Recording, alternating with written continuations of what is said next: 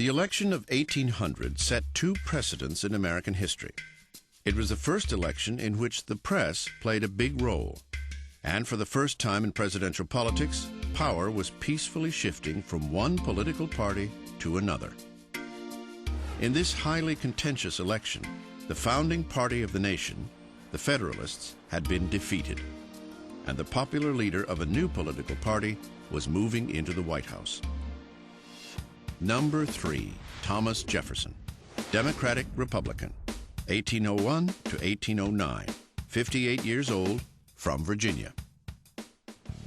Thomas Jefferson was the first president inaugurated in Washington. On the day of his inauguration, Thomas Jefferson walks to the unfinished Capitol to deliver his inaugural address. In one of the most important statements ever made by a president in any inaugural address, he tells the assembled group, "We are all Federalists. We are all Republicans." But Jefferson did not intend to follow the Federalist model for the presidency. Jefferson believes that his election was virtually a second revolution. He thought the government was going down a very bad path under the Federalists. He thought he'd saved it. Jefferson believed the Federalists had put too much power in the central government. He vowed to reverse that. Well, it's the old adage, of course, a Jeffersonian adage, that government is best which governs least, except when you're elected to office. He was a remarkably casual man who sometimes greeted guests in his slippers. He was also eccentric and secretive. Such was the self-styled character of Thomas Jefferson. Jefferson viewed himself and presented himself as a man of the people. Somewhat ironic, again, because here is Mr. Jefferson, who lives in perhaps the most elegant home in all of America, Monticello. He's hardly a man of the people. But on the other hand, he has this ability to connect and to make this pretense, to make this image of this Democrat with a small d. To help spin this image, Jefferson adopted a casual tone for protocol and official behavior at the president's mansion. It was said that if you went to the White House, quite often Mr. Jefferson himself would open the door. Jefferson also ended the formal state dinners established by Washington and continued by Adams.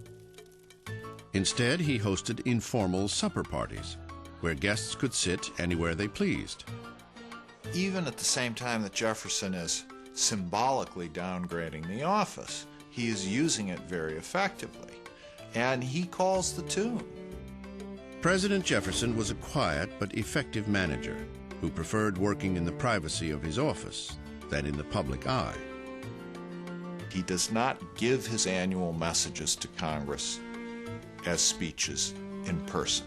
He doesn't do that. He sends them written messages instead. He did not like to give public addresses. He was not a good public speaker. He had a very, very soft voice, apparently. But he was definitely a brilliant and cunning politician.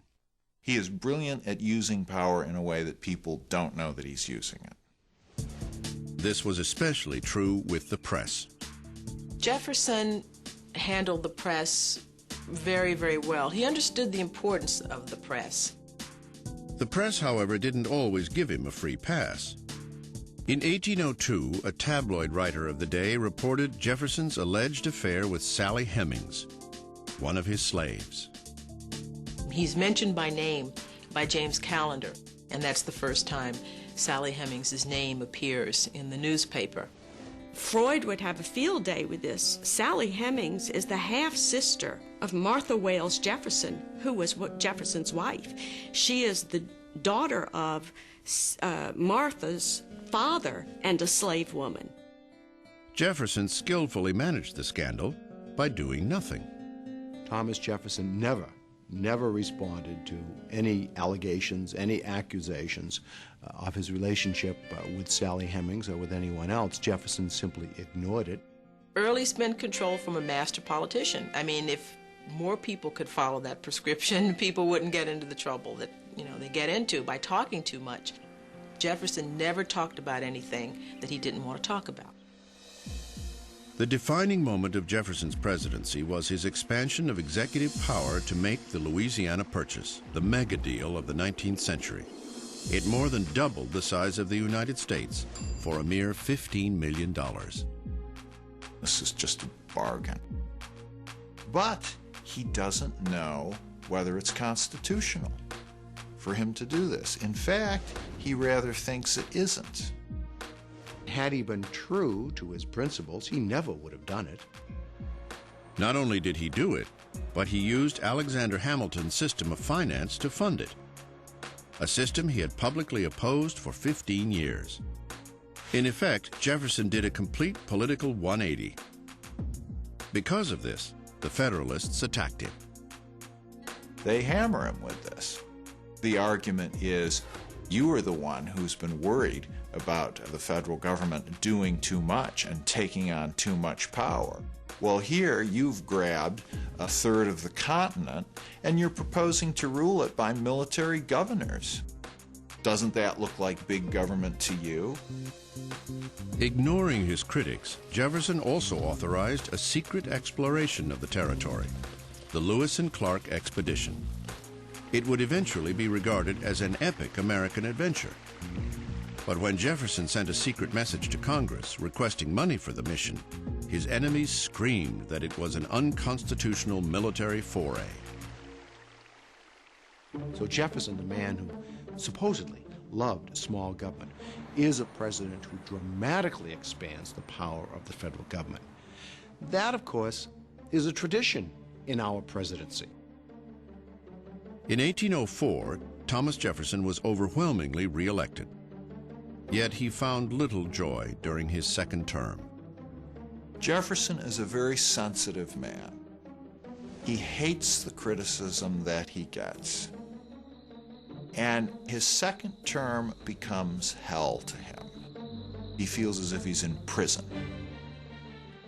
I think Jefferson's greatest shortcoming in office was his inability to deal with the rising international crisis. That crisis was the escalating war between England and France. Jefferson believed that America need not be involved with Europe, that somehow it was possible for us to ignore the world beyond us and to deal only with an interior America. The problem was American merchants were trading with England and France. That infuriated both sides.